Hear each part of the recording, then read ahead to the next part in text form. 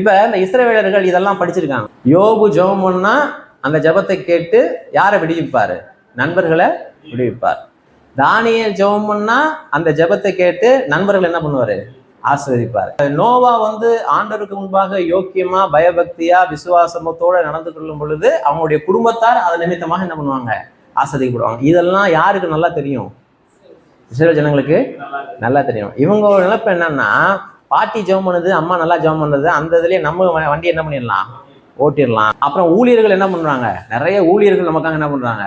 ஜெபம் பண்றாங்க. என்ன பண்ணலாம்? வண்டியை ஓட்டிடலாம். இப்ப இதெல்லாம் ஜனங்களுடைய மனசுல பைபிளை படிச்சு ஒரு தப்பான முடிவுக்கு வராங்க பாருங்க. யாரு?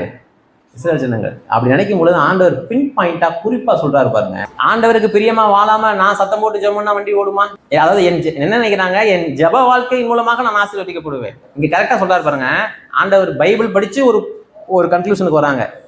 கவனிங்க, இந்த வேதம் கத்தி மாதிரி சரியா ஹேண்டில் பண்ணனா கிழிச்சிடும். வேதத்தை பேச விட்டு நம்ம கேட்கணும். நீங்க என்ன அபிப்பிராயத்தோடு வேதத்தை நல்லா கவனிங்க. மிக மிக ஆபத்தானது. நம்ம ஒரு அபிப்பிராயத்துல இருந்து கொண்டு அதற்காக வசனங்களை தேடி சேகரிப்பது மிக மிக மிக ஆபத்தானது. அப்பொழுது நோவா, தானியேல், யோபு, இந்த 3 யார் வாசிச்சிருக்காங்க? இஸ்ரவேல் ஜனங்கள் வாசிச்சிருக்காங்க. அப்பொழுது நோவா, தானியேல், யோபு ஆகிய இந்த 3 புருஷரும் அதன் நடுவில் இருந்தாலும், அதாவது உங்க குடும்பத்துல இருந்தாலும் உங்க ஊர்ல இருந்தாலும், அவர்கள் தங்கள் நீதியினால் தங்கள் ஆத்துமாக்களை மாத்திரம் தப்புவிப்பார்கள் என்று கர்த்தராகிய ஆண்டவர். தங்கள் நீதியால் யாருடைய ஆத்மாவை தப்புவிக்க முடியும்? தங்களுடைய ஆத்துமாக்களை தான் என்ன பண்ண முடியும்?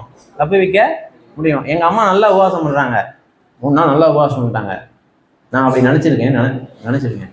அந்த 3 நாள் உபவாசம் வைக்கணும், அம்மா எனக்கு ஒரு ஜெபம் பண்ணி விடும். ஏன்னா எங்களுடைய அம்மாவுடைய நீதி எங்க வந்துடணும்? எங்க அம்மாவுடைய நீதினால எனக்கு என்ன வேணும்? அது என்ன சொல்றாரு? எங்க அம்மா விடுங்க, உங்க அம்மாவே விடுங்க. இன்னைக்கு இருக்கிற எவ்வளவு பெரிய ஊழியக்காரதையும் எடுத்துங்க, யோபுக்கு ஈக்குவலாகுமா? யோபுவை பார்த்து சொல்றாரு, அவனை மாதிரி பூமியில ஒரு ஆளே இல்ல. நோவா பார்த்து சொல்றாரு, உலகம் முழுசுலையும் கிருபை பெற்றவன் யாரு? நோவா தான். தானியேல் ஸ்பாட்லெஸ் சொல்றாரு, இவங்க 3 பேர் தான் பெரிய புருஷர்கள், ஆண்டவருக்கு ரொம்ப பயபக்தியா.